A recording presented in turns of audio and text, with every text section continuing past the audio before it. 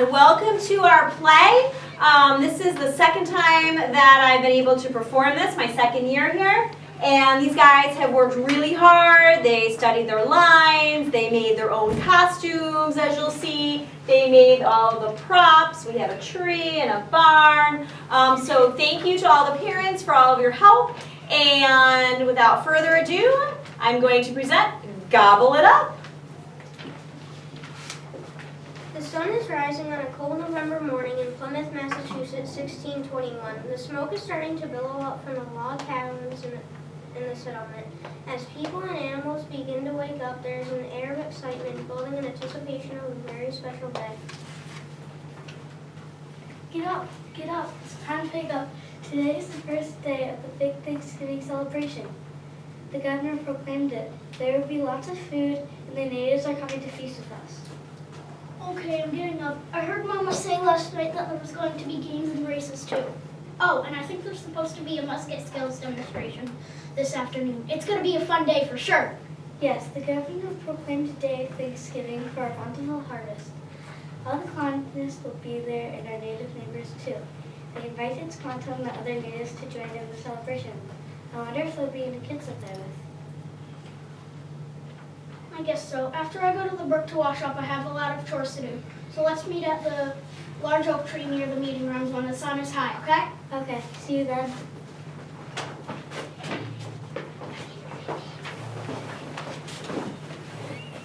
Out in the barnyard, there is a lot of commotion as the animals start stirring.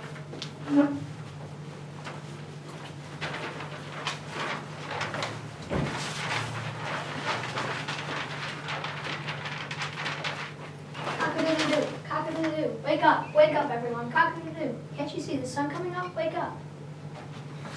Moo, it's morning time. I need to be milked.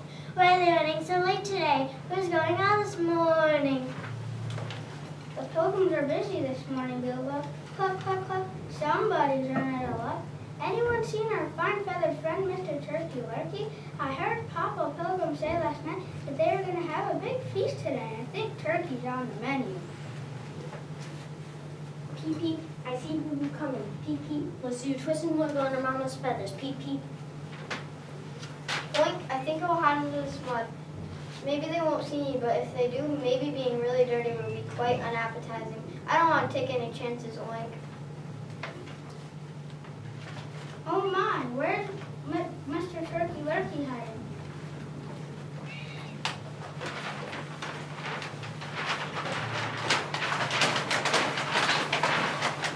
As the animals scramble for cover in the barnyard, the garden is beginning to awaken.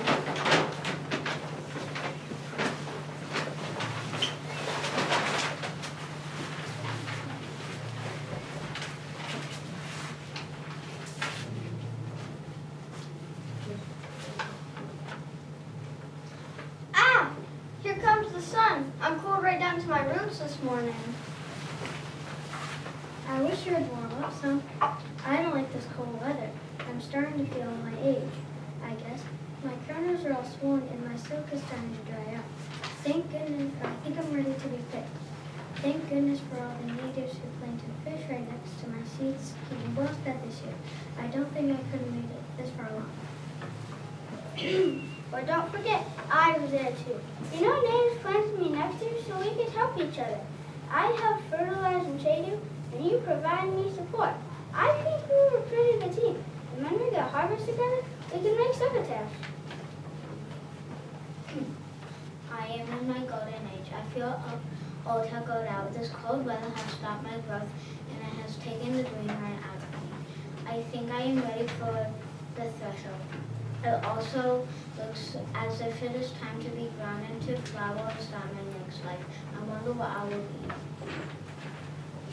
Oh, stuff it, Weedy. You're always feeling so down.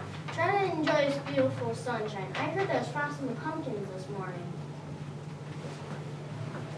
Yes, it sure is a nice morning. A bit nippy, but I can handle that. I actually like the cooler weather. I'm feeling pretty flavorful this morning. Do you think we'll get pulled for the feast today? I'll miss the garden. It makes me want to cry just thinking of it. But I know it'll be sweet too. However, I'm sure we will all come together and help each other as we always do.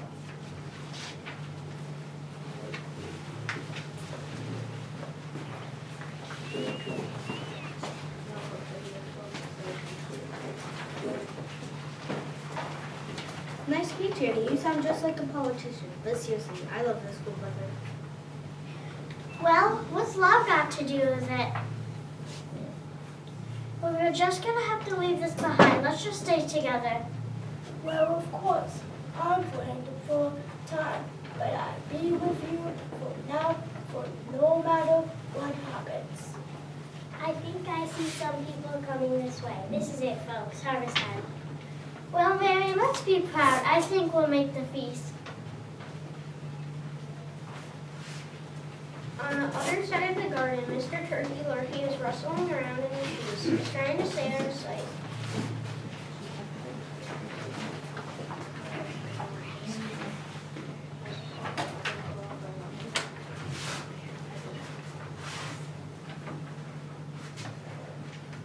You can hide behind my tree, Mr. Turkey Lurkey. You know the hunters are out looking for you this morning with their muskets. Be careful. Mr. Turkey Lurkey, lurk only in the shadows and keep yourself hidden in the bushes. Gobble gobble. Yes, I know. It is tough to keep out of their way, especially when I cannot fly very well. It takes me too long to get into the way, so I have to go through the woods. I make too much noise, though with all these leaves on the ground. You can hide in my thick canes, Mr. Turkey Lurkey, but you will have to cross the pumpkin patch to get here. If you will be out in the open, be very careful. Gobble gobble. I think everything's clear. Watch out. There are some men behind me. They know how to shoot arrows just as well as white men shoot muskets. Oh dear, too late. The sun began to rise in the sky. The settlement was bustling with activity. People were running around getting everything ready. The women were especially busy getting the big dinner ready. They gathered the vegetables and sliced, diced, stirred, and stuffed. They ground the flour, made bread and pies, baked and boiled the meat and the fish, salted and seasoned, the savory sides. The men were busy too. Some went off to hunt early in the morning. Some worked on getting ready for the musket demonstration. Even the children were busy gathering firewood and water for their mothers. Well, it looks like the settlement is ahead. The elders of the tribe tell us that these white shrews are nice, peaceful people. They have invited us to eat, dance, and play games. Do you think that there are any kids that we can hang out with? I don't know, but I hope so. I heard that they are going to march and play drums to Chief Master is bringing 90 braves with us to the celebration. Those white people are really glad to help them. They didn't know anything about growing their own food. Now they have harvested enough to make it through the winter. Yeah, they had a bad winter last year. My father told me that many of them died because they didn't have food. Samoset and Squanto taught them how to salt their fish and smoke their meat. To make it last, Squanto also taught them how to tap the maple trees for sap and which plants are poisonous and which were good medicine. And now the pilgrims were really thankful. Well, we are here. Hey, look over there. There are two kids about our age under that big oak tree. Let's go over and introduce ourselves while your father takes that turkey he shot in the pumpkin patch to stuff for our feast. The braves are also bringing 5 deer. Yay, we get to stay here for 3 whole days. It's going to be a never-ending feast. Maybe they can teach us to speak some English. 2, Squanto taught me a few words, but I want to learn more. Maybe someday I will sail in a boat across the big water like Squanto did and go to their native land. Squanto says that there are lots of them over there, many more people than over here.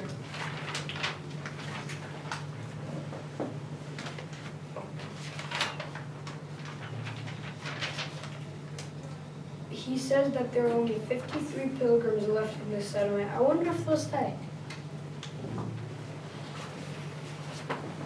And so they played games, ran races, marched and played the drums. The natives demonstrated their skills with a bow and arrow, and the pilgrims demonstrated their musket skills.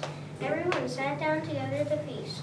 There was corn, fruits, and vegetables, fish packed in salt, and the meat cured over smoky fires. They ate wild turkey and venison. But most of all, they were thankful the pilgrims had much to celebrate. They had built homes in the wilderness. They had raised enough crops to keep them alive during